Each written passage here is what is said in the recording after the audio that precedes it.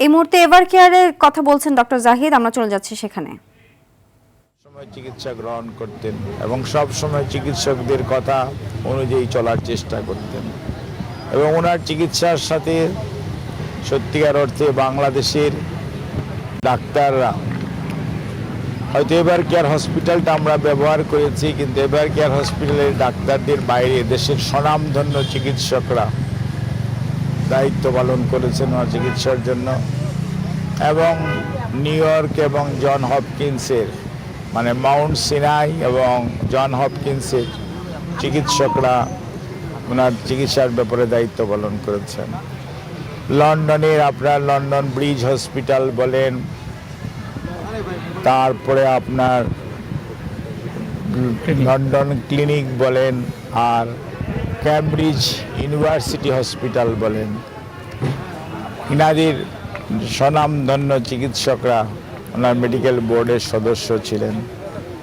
ওনার বড় ছেলে জনাব তারেক রহমানের সহধর্মিণী ডাক্তার জুবাইদা রহমান এই সব টিমের সবসময় সদস্য ছিলেন।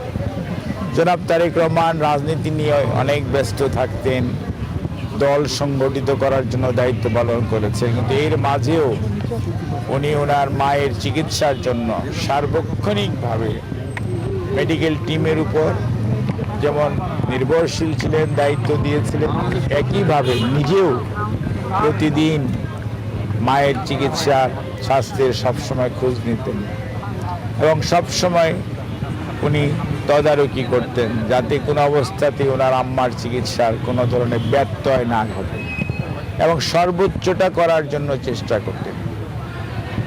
এবং অনেকের মধ্যে অনেক প্রশ্ন থাকতে পারে, কিন্তু মনে রাখতে হবে চিকিৎসার ব্যাপারে করোনাকালীন সময়ের কথা যদি আপনারা মনে করেন, করোনা এমন একটা অসুখ ছিল, তখন ছেলে মেয়েরা তার মা বাপকে ফেলে রেখে চলে যেত, মা তার ছেলেকে রেখে গেছে, ছেলে তার মাকে রেখে চলে গেছে, এরকম সিচুয়েশন ছিল।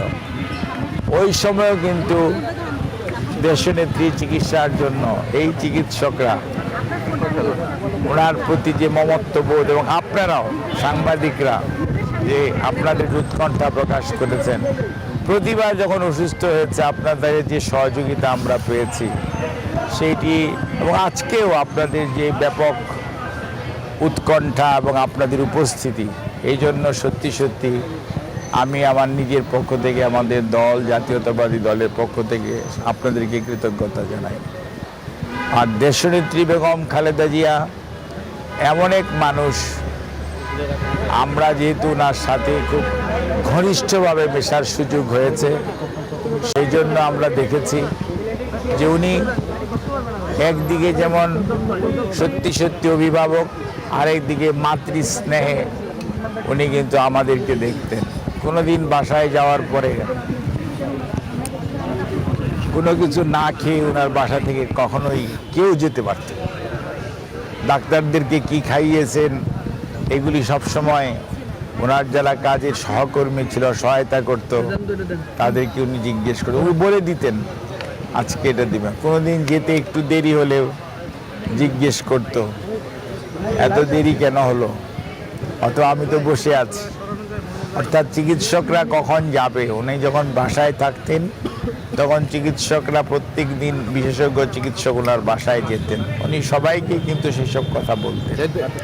কাজেই আমি আজকে এই দিনে আমি বলবো যে চলেন আমরা সবাই আল্লাহ রাব্বুল আলামিনের কাছে ওনার আল্লাহ বেহেশত নসিব করুক সেজন্য দোয়া করি, এবং জাতীয়তাবাদী দলের সকল নেতা কর্মীকে এই কষ্ট সহ্য করার তৌফিক দিন এবং ভারপ্রাপ্ত চেয়ারম্যানকে এই কষ্ট সহ্য করে দায়িত্ব পালন করার আরও তৌফিক দিন। আপনাদের সবাইকে অনেক আপনারা জানাজার ব্যাপারে টেলিভিশন এবং নিউজের মাধ্যমে আপনারা জানতে পারবেন। সবশেষ কবে কথা হচ্ছে আপনার সাথে?